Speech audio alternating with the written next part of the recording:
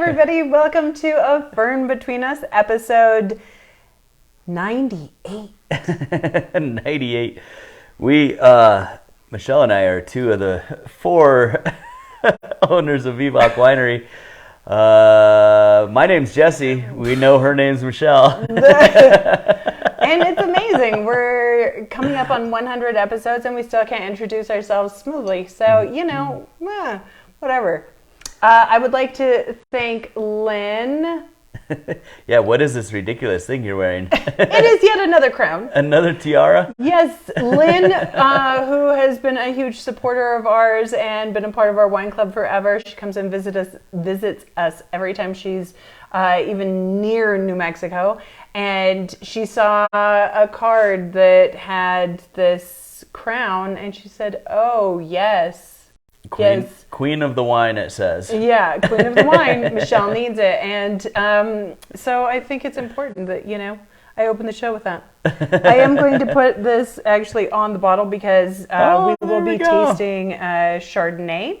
And Chardonnay is the queen of grapes. Yep. So I thought it was apropos. And the king is Cabernet. All right, so let's do a quick little check-in. How's everything going? Good. We got the new Cabernet bottle. Speaking of Cabernet. And the new Diavolo. No, not bottled. What am I talking about? Starting down the path. Filtered. Nice. And that was my duty today. And nice. Yeah. I like it. Just hanging out in the winery, having fun. Oh, always good, right? My little check-in here is that this fantastic book has now been released, and Liliana and I have profiles in it, and it is an amazing compilation of people's stories from New Mexico and the Four Corners, and this is Sarah Francis put this book together. It's really, really beautiful. And we will be carrying books and also having an author book signing coming up in May. Oh, dude, so rad. Yeah, keep an eye That's out awesome. for that. And the profiles that she did are really, really cool. They're beautiful. And of course, Lily's Chocolate made the cover. What? Yes, that is a actual Chocolate covered scorpion. Yeah, But also covered in gold leaf. Yeah, I mean, really, Lily's chocolates are insane, but this is one for the the history books, right? And so that's very cool that made the cover. So congratulations to me and Lily. Can I do that? Yeah, you can. Congratulations Absolutely. to myself. Well, if not, I'll congratulations to you yes. as well to Lily. Yeah, it's awesome. Cheers, Lily. Totally stoked. So that's super fun. Let's see. Here's something interesting. Is Jesse just finally put on the books for legit. He's going on some crazy, tell them that. epic bike ride thingy. There's no pressure. I'm not accepting pressure from anybody, including myself. I'm not trying to, but I'm gonna try to ride a section of the Great Divide bike trail that goes. It's basically the Continental Divide Trail for hikers, but for bikers you can't go on all the same trails, so it's parallel and sometimes overlaps with that Continental Divide Trail. So I'm going to start down at the Mexico border and just go north. Oh, come on, my phone, really? Thank you, Denali. And just get as much as I can done in 8 or 10 days. We'll see how it goes and see how the weather holds out and see how my legs hold out and stuff like that. Absolutely. And you know what? I think while you're a little shy about it, it's an epic thing to sign up for, regardless of if you get 2 days in and say, this isn't for me. I am allowing myself to do that guilt-free. If I don't like it, I don't even know if I'm going to like this kind of thing. Well, who would? Who does this? Nobody does this. Oops, sorry. Oh, Gloria. Getting kind of handsy. Should learn from Karen. Well, as you guys have been watching over the last 100 episodes, almost, which has been 98 episodes over 3 years' time since Corona, the outbreak happened or whatever, I have gained 20 pounds, and I am looking to get back down to my pre-pandemic. Unpandemic yourself. Unpandemic, the physique that has occurred. I am in better shape than I was then, but That's awesome. fucking fatter, man. I'm pissed. And I can't seem to like stop gaining, and it's retarded. I'm so like, not that any of those words are PC at all, but that was terrible. So mad. Just so mad. I'm so mad. I'm like really frustrated by it. Exactly. And so like, but I'm also have always been attracted to these kind of adventures. And so I am excited I love to do that, and I wish you hadn't have told everyone. I think it's important. I think that, you know, the thing is that I am requesting that he record things, and we'll show little snippets. And people get really excited about participating from their sofa. and being able to cheer you on. And, you know, there's a lot of fans of yours, you know, fans of the winery that are along that route that, you know, will be just interested to kind of watch the trail. And it's a cool thing when you know somebody that's doing something epic. Your training for that ultra marathon, Dead Man, was 54 miles total? 53 miles. Okay, 53.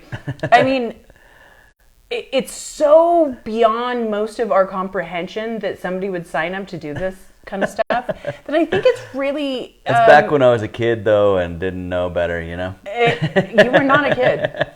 Well, I was 35. No, 36, 7. Yeah, it was 10 years ago.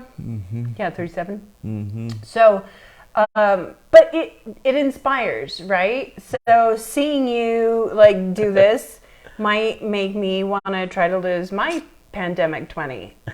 I would like to, but you know, gosh.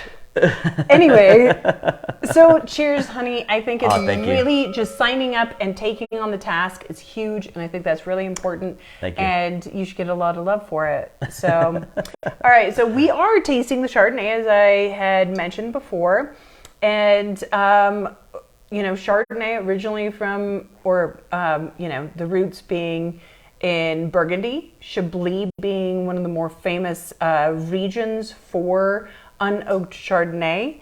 And I wanted to talk a little bit about the misconceptions that people have around Chardonnay, right? Now more and more people are understanding that Chardonnay can be very clean and crisp and unoaked, right? So oak is turned into this bad word in white wines. And it shouldn't be, but obviously if we clobbered over the head for years and decades, you're going to have some amount of knee-jerk reaction, which is totally, I mean, I have it, you have it, lots of people have that. Oak is a beautiful thing, but it can also detract from varietal character and, you know, any sense of place. Yeah. So, I don't know, you know, I think there's room in the world for both. Yes, that's what I mean to say. And I think that there's an important part of history that people are still not fully understanding, that there were oaked Chardonnays and oaked Merlots long before the wine glut of the 70s came upon us, where they were really beautifully well done. And Europe has been adding oak to their wines, their whites, their reds forever. And other kinds of woods too, but oak is the main one. But what kind of woods there, baby? And it's been so artistically used, and then, you know, people got very excited about these buzzwords, Chardonnay, Merlot, and so you ended up with people overplanting. Then the vines weren't producing fruit that was very dynamic, and they also extended it by adding a lot of water so they could get more of the wine that they were producing. And then in order to add flavor, they just oaked the crap out of it. So there was this long section of time where people were tasting really manipulated, terrible wines, and they associated oak and those grapes with being bad. And a friend, she gave me a bottle of wine. Susie, thank you so much. She gave me a Loire Valley Chenin Blanc that was beautifully aged, 10 years in neutral oak barrels. It definitely had some of that characteristics that really add an element to a white wine without clobbering it. It definitely had all the beauty of the grape shining through, but it made me think about how much you guys, I get this question all the time. Everywhere I go, I don't really want to drink whites. I don't know how to pick a good one. It's either, too oaky or just not enough interest. And in fact, you're looking for a white wine that has been oaked, right? But subtly, well maybe. done, yeah. And so that's tricky. This could be like a really long segment just talking about that. So if you have more questions, please message. But part of the problem, don't be afraid of it. Right. Part of the problem was too, even though adding oak flavor, adding oak, whether it be chips or barrels or staves or whatever it is, however the winemaker adds oak, that costs money for the winery and winemakers. But actual oak barrels specifically, are really, really expensive. But it's in the overall price of the wine, it's not that much. But contrary to what it should be, that flavor was associated with lower quality wines because it's an appealing flavor. It tastes great. It adds a little bit of like sweetness without even having to be sweet or unstable. Little vanilla. Little vanilla, like all those little flavors are great.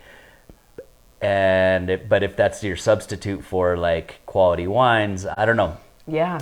So cheap wines are associated with manipulation of it. Yeah. Manipulation. It tastes like manipulation at one point. Yeah. When you get sensitive to it, it tastes like manipulation. But for the beginning drinker, that makes it more accessible in some ways. And so I don't know. That's probably where it comes from. Your Chardonnay, this current one is unoaked, but you have had an oaked version in the past. What makes you choose which way to go? I'm just liking this more and more. For the grapes that we get, the more we thought initially we had to at least have some amount of oak, right? And so we called it a flash oaking. We would add staves or beans in for like a week or two, and every handful of years we would cut it back a little more. And now that we're not doing any oak, I like it the best. I don't know. For us, I think it's the best. I also think that it's interesting because part of the grapes are from the southern part of the state. Our friend Paulo's vineyard, New Mexico vineyards. I guess I shouldn't be referring to it as Paulo's vineyards because they're owned by somebody else, but he runs them, and we all agree? He has part ownership in there. Oh, excellent! Because I'm like, but don't we all agree that that's really Paulo's? He's the mastermind. He's the mastermind behind it. That's his. It's like saying such and such winemakers wines.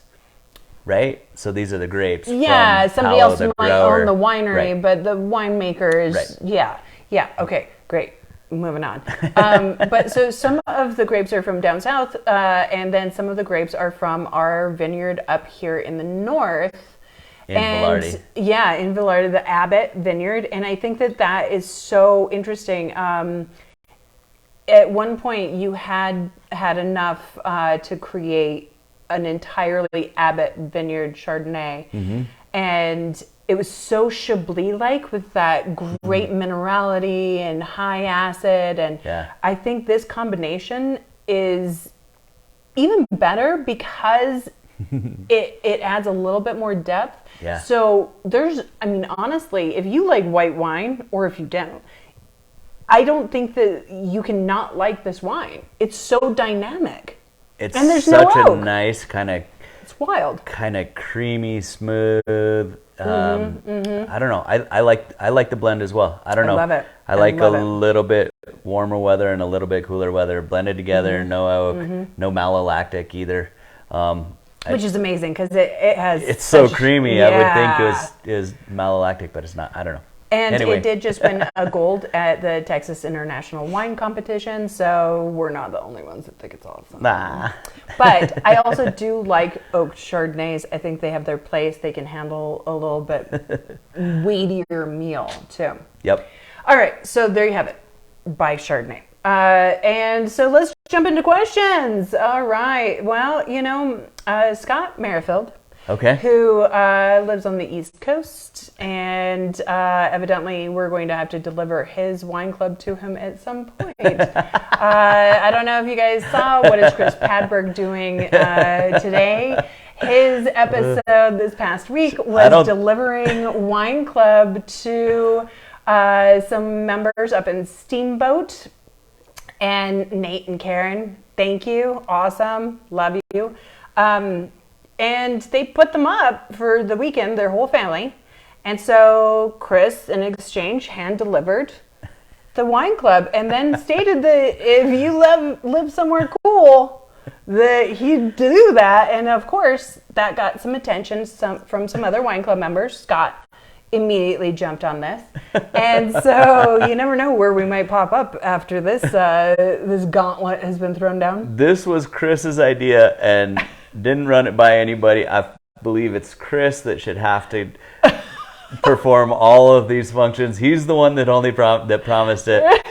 Michelle and I never promised this to anybody. On the other hand, Scott is a fellow Giants fan, and he has invited me to come see a game. Yeah, so you gotta go. If we can time it right? Yeah, we'll do it. Anyway, so Scott actually had a couple of great questions. But we are not beholden to Chris's promise. Just so that all y'all out there know. We're sending him. That was Chris's promise. Nice. So his first question is, given that Dixon sits at 6,028 feet, is there anything different you need to do with respect to wine chemistry at elevation? I know baking at elevation is different, and I think yeast and bread rising is more of a challenge. So that's really interesting. All right, so what we're dealing with more than anything is not like the yeast performance and stuff like that, which seems to be, as far as I know, it seems to be a very normal progression of the life cycle of yeast fermentation. But we do have to deal with much cooler nights, so we're that could be, it's kind of anything that happens in any kind of desert, but we're right on the edge of where we would be too cold, and so our overall mean temperature mean it is spelled like that too. The mean temperature is lower, and so we have less degree days, which is like an old term from UC Davis or whatever, but we have less temperature going into the production of these grapes. Therefore, we have much higher acidities. So it's not uncommon for us to harvest wine grapes at like a pH of like 2.8, 2.9, sometimes 3.0. Luckily, we are making a more high acid version of all of these wines anyway. Were we trying to do this in a more 3.6 kind of way? That would be there would be some other chemistry that we would have to do, but to try to take acid out actually of drop the acid. But we have never tried ourselves, so I actually don't know what we would do in that case. How would you even? Would you need to like send it through some kind of machine, or is there an actual like the way you can add something and drop it? I believe we would add something.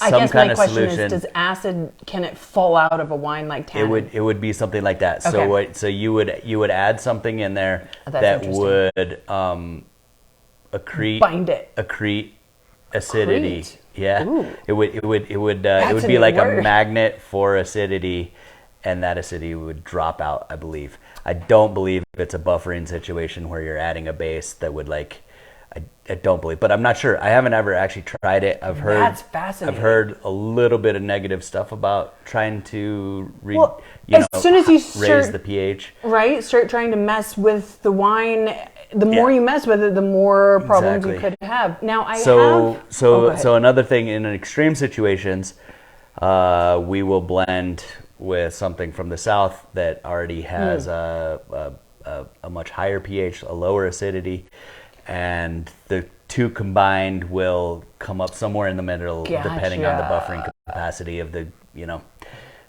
of the buffering capacity. No. What was that word that I liked? Accretion. We're going to come back to that because I like that. And so I have read that high altitude grapes, of course, have thicker skins. They're dealing with different UVB rays specifically that increase the phenolics. That the increase of phenolics actually get you to have a healthier fermentation. Have you found that yourself? I anecdotally maybe. He's got all these sexy words. Oh yeah, it doesn't take much to impress her apparently.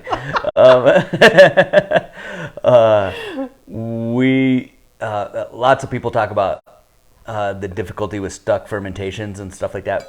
Almost never do we have a stuck fermentation. Even with the grapes from the south.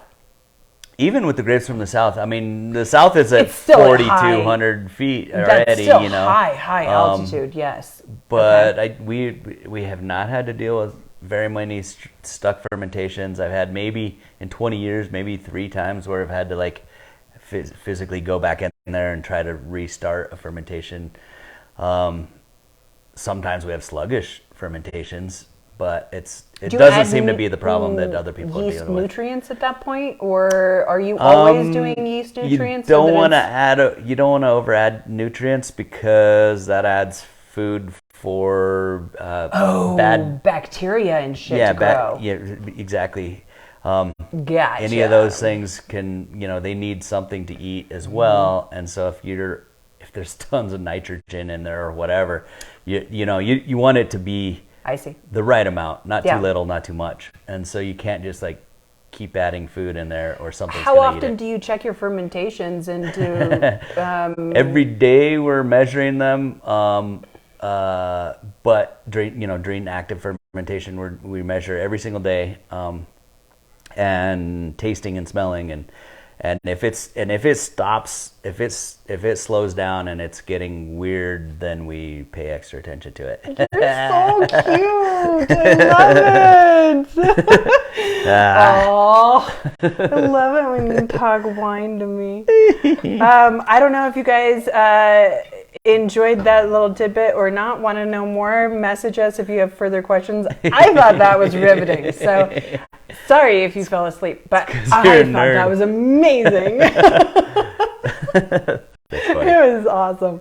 All right, so Scott actually has a follow-up question because Scott just loves us and he's awesome, and we love you, Scott. We love Scott, yeah. So his follow-up question: since Vivek is over a mile high, you can see where this is going. Can we have a special over the mile high wine club? Dude, I love it. I know, it's kind of hilariously spot on. Did you guys see? I know you saw, but did you guys see the new movie Babylon? I'm thinking a party like the opening opening party of that. Honey, could be our over the mile high club party.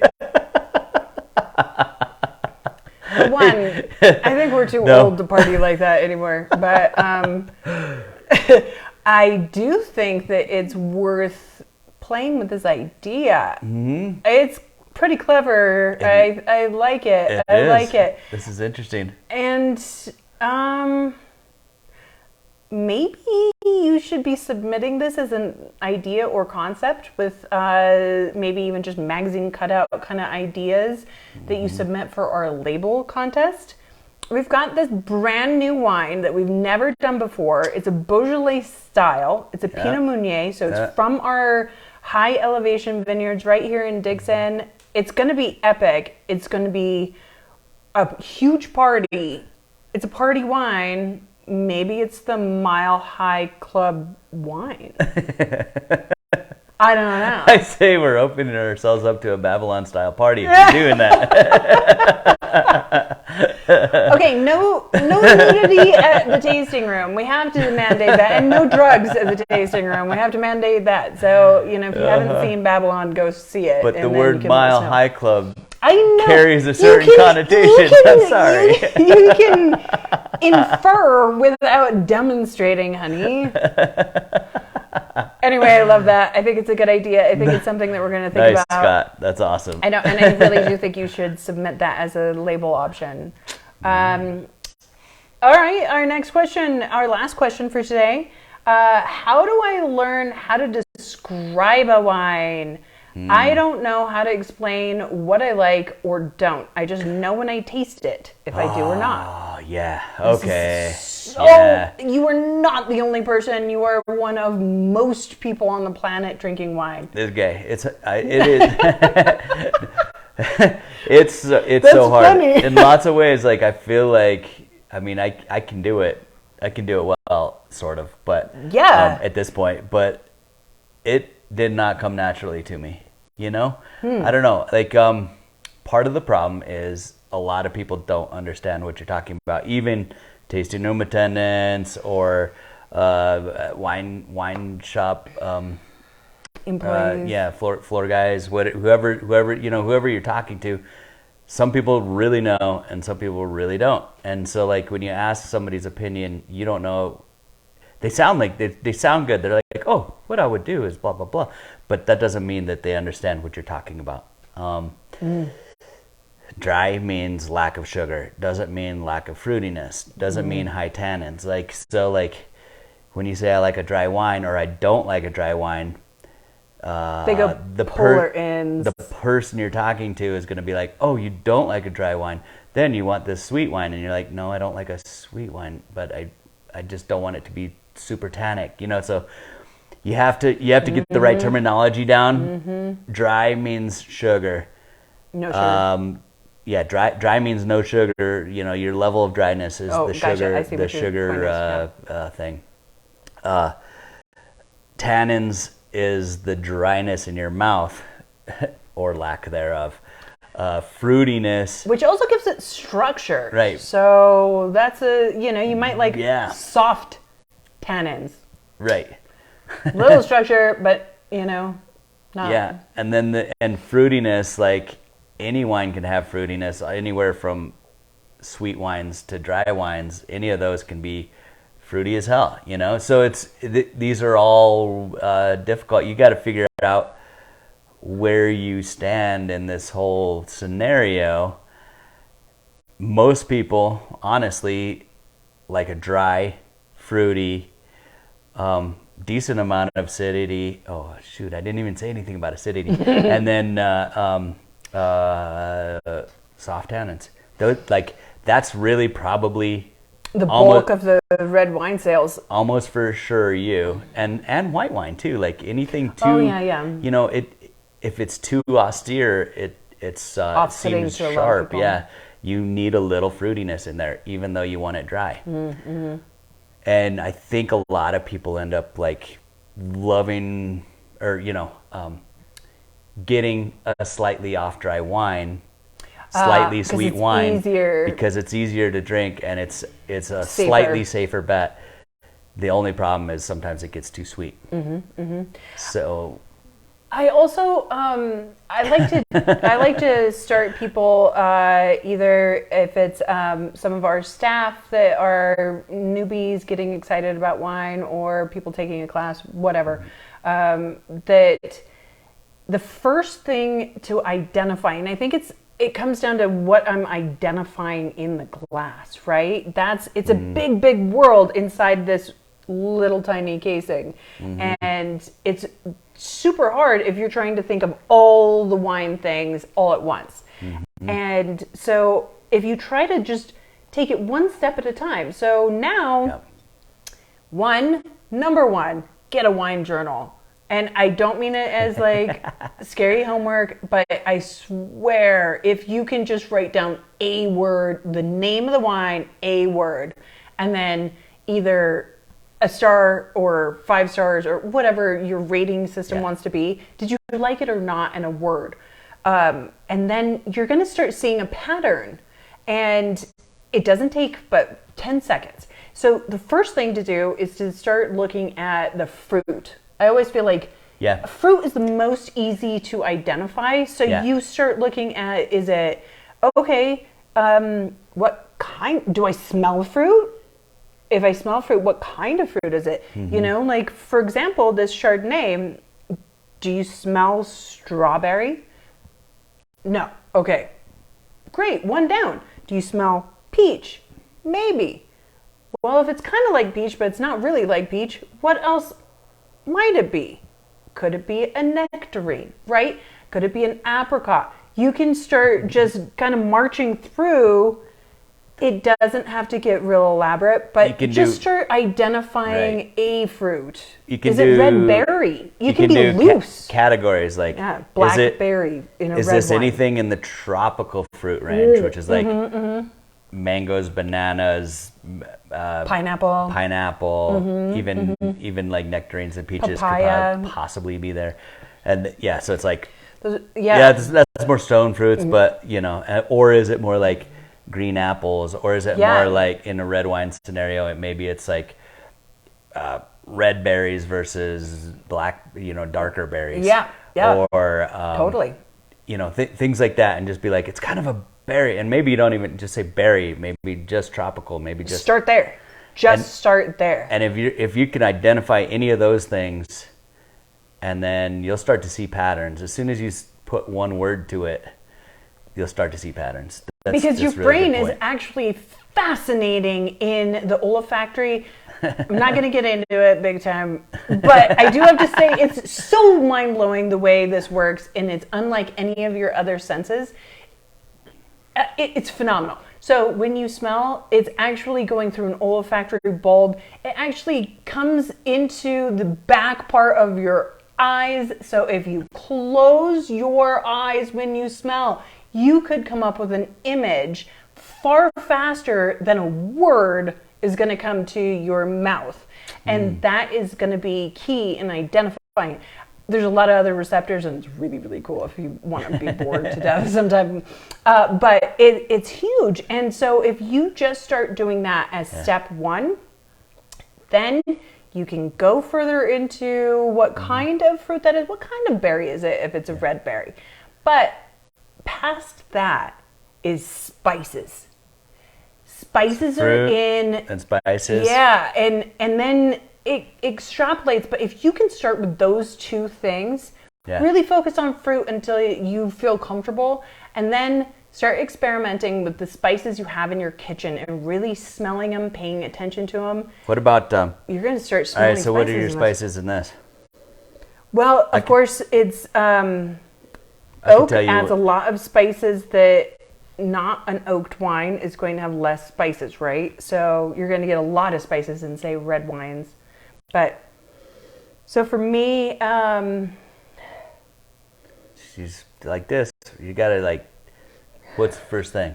I get white nectarine, and so I got it stuck on the fruit. I get a little nutmeg, which is interesting because there's no oak. So that's unusual that I'd be smelling that, but it's I get kind of like a honey-ish thing. Would that be considered spice? Not particularly, but sorta.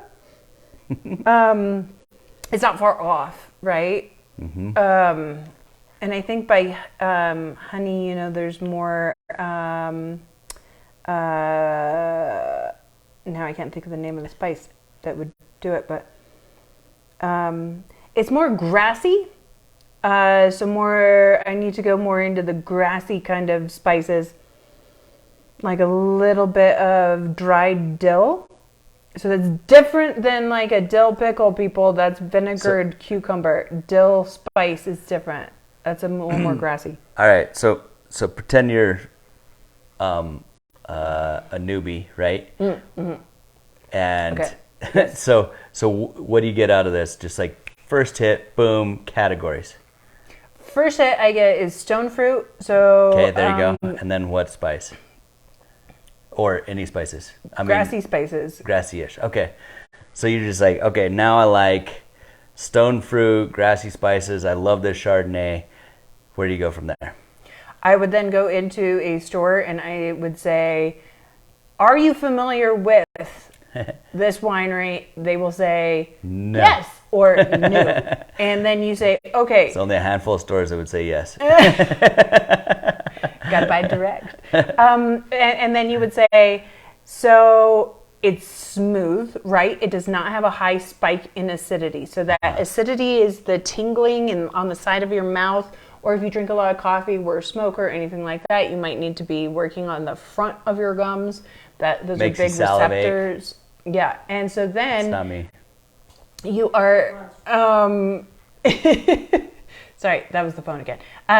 So then you can describe it. It's not this harsh experience in your mouth. It's soft. It's supple. It does have structure, but those are a lot of words for you. I know, right? As a newbie going into there, but you would say, it's not sweet, but it's soft. It has stone fruit and grassy herbal notes.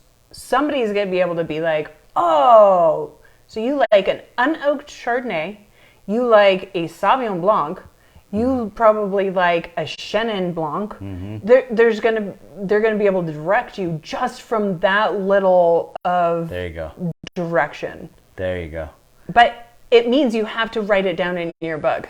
Right? To know that much. Yeah, because you're going to forget and you're going to describe a wine that, it turns out you hated that one.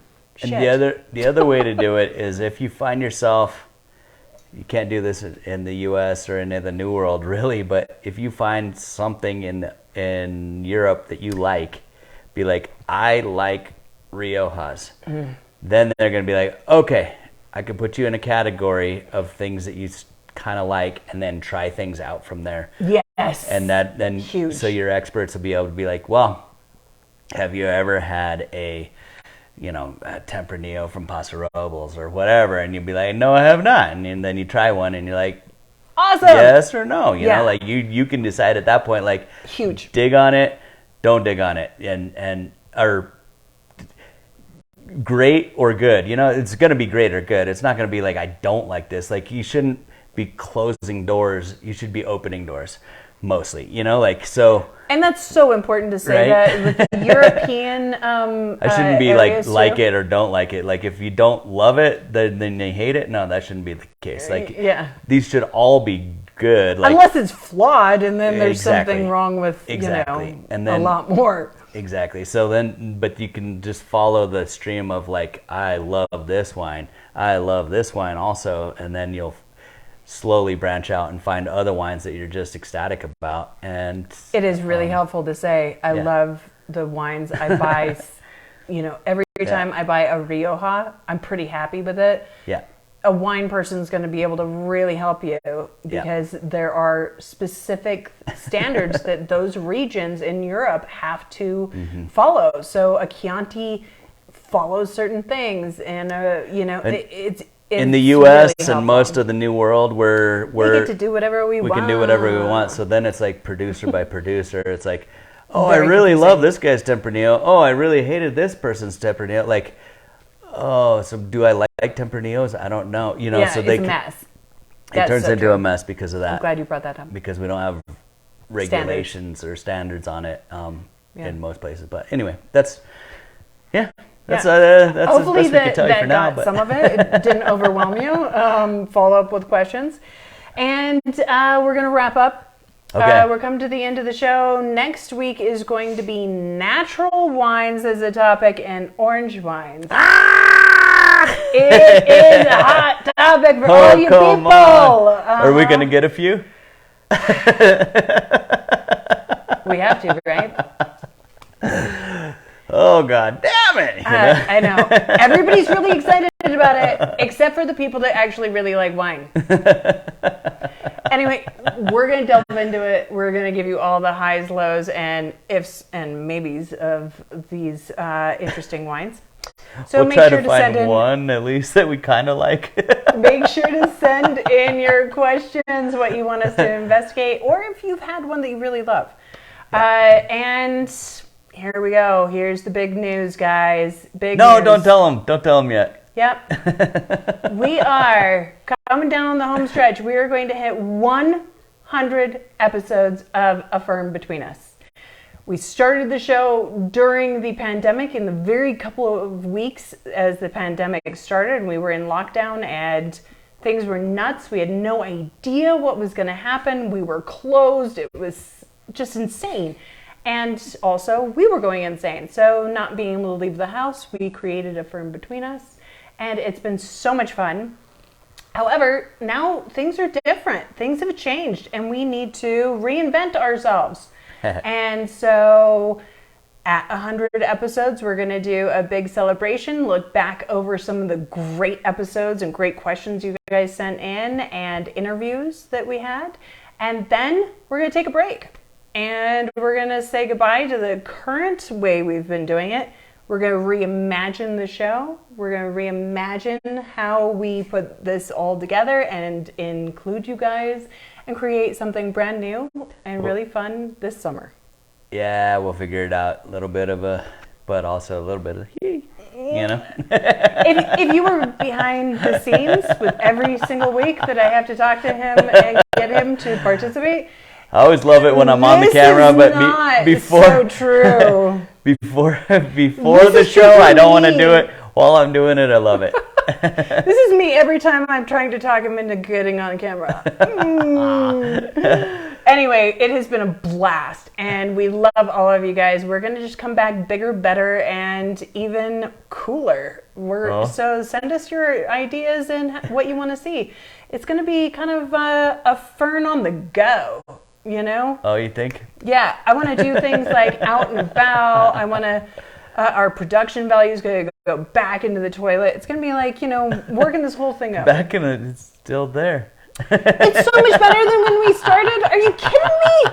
Do you see what I work with? Hi. Anyway, we love you guys. We'll see you next week for the natural wines, and the week after that for our celebration. Send in questions and also your tips on what you'd like to see this summer when we relaunch. All right, guys. Cheers, Thank you y'all. so much.